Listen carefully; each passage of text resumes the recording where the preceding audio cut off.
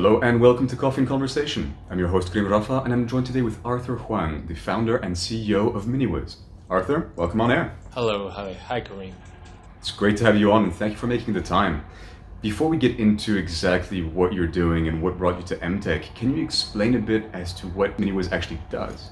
No, we basically take all the stuff that you don't want and we try to turn that into something that's usable and useful for you for the long time to come.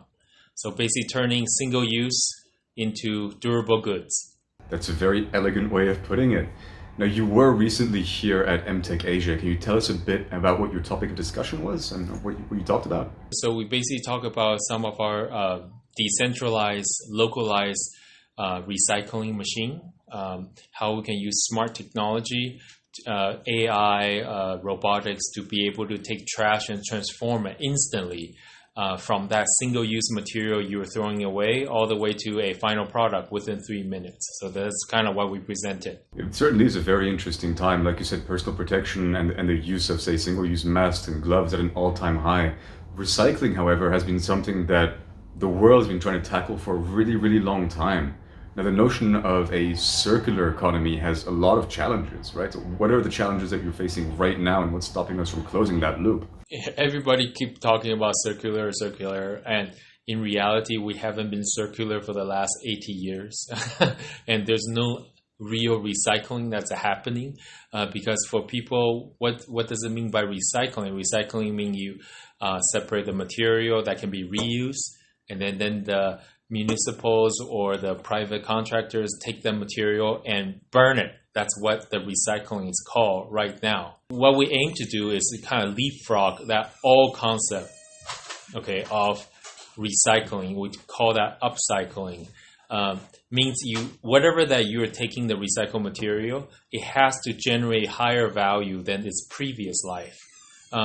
In order for you to do that, nobody's going to throw materials away anymore. That's what I meant by leapfrogging, because you just don't think about someone is going to take care of that trash for you. You think about how you're going to take care of that trash yourself or as a community or as a city, locally. So in a way, in order for circular economy to be a real term, the material, the trash material, waste, you call it today, has to be of a new currency. So if you imagine before World War II, pretty much everything has a value. Even trash has a value. Whatever you don't need, it has a value. Right now, there's negative value, right? Both to the environment and for the person who's taking it. It's the birth of single uses and single-use plastics, right? Yes, correct. So we are not against plastic. We are not against aluminium. We are not against any material per se, yeah? But we are definitely against single use. Can you give us an example of a common good that everyone can relate to and what it would mean to upcycle it? Okay. For example, we are in Sardinia. We're working with One Ocean Foundation. We have a series of beach cleanup that's partly sponsored by MINIWIZ. And what we did is we collect the trash that's coming off on the beach, yeah? Which is quite common. I'm sure lots of CSR activity are doing that. But what we did differently is that we brought our machine on site at the beach, and we directly transform that material into items that people need. Or, for example, we create boardwalks or tiles for a shopping mall by doing that beach cleanup literally on site. We also did a similar project also in Tibet, where we were cleaning up at 4,500 meters with Jackie Chan with the students, where we collect the single-use material at the foot of Himalayas. You can imagine the high mountains, so much single-use. It's completely crazy. There's no recycling system, not even burning it, okay? So what we did is we take that material, we transform that into a material for school. In terms of cost, you did say that you're trying to produce a good of more value than that of the material that you found when you recycled it. If you compare that to building something from scratch, what is the cost similarity or difference there? The reason why things are so cheap right now is because there are giant material suppliers They're directly extracting raw material, oil, let's say, from Earth. This is very low cost because of a scale of economy for the last 80 years. And also because of economic trade. We think everything can be much cheaper, and we also have to prove that.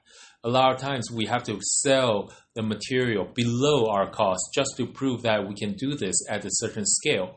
I think most of the time how we did that compared to other firm is that we have a capability to build our own buildings. I think that's the one of a classic, not classic to us, yeah, but not classic to a lot of people. A very crazy that an R&D material company is building their own building. A building is very heavy, yeah? It uses lots of material. A typical 3 meter high wall by 3 meter, like 3 meter by 3 meter wall is close to 1.3 tons, yeah? Just imagine you are able to build a building, okay? And you control the procurement of that material. You control what you get to dictate what material can go into the building. Then you can use up lots of materials. That's one of a very funky thing that MINIWIZ does very strangely. And also, there's another gap in the technology is that if you want to play with material engineering, it's impossible for a young company or a company with 100 people to actually do material engineering because normally you need at least 5 tons of material to run one batch, one specification of one material. And so it's a chicken and egg thing. So that's why where MINIWIZ is using building construction, our construction project, as a reservoir for us to continue the R&D so we can prepare all the different material data which require years of trial and error to create that. And that's basically what we do. With that in mind and owning your full supply chain, COVID has disrupted logistics and supply chain quite a bit this year. Has that accentuated the need for not circular economy, but upscaling, like you put it? Yes, correct. Because actually, I mean, surprisingly, we really thought COVID is going to kill all this, what we do, okay, as a company, because what we do is very good-hearted. It's like a good to have. It's never necessary, okay. But when it comes to COVID, when all the supply chain is destroyed, then all of a sudden you need to look at local resources. And guess what? What's the most local resources you have? It's trash, right? It's these petroleum that you already took it out of ground and you turn that into thermoplastic. You got to think about it. If it's even aluminium, it's the same. You take ore and then now you have these things can directly forge into lots of different things. So for example, when we are building our hospital projects, we're currently building a hospital. We own a hospital site with Furen University. So we're building the hospital room using recycled aluminum, using recycled polyester, all collected locally. And I think that's very cool because then you don't have to rely on supply from, these days who produce large amount of polyesters. You probably have to go to Thailand. You probably have to go to Indonesia. Yeah. And then all of a sudden you're actually using your machine, which we developed for the last 15 years, 16 years. So now you can use those machines and put that into some sort of productive use. Arthur, thank you so much for coming on today. I think that's all the time that we have, you have. Yes, thank you so much. Thank you all for watching. We'll see you soon.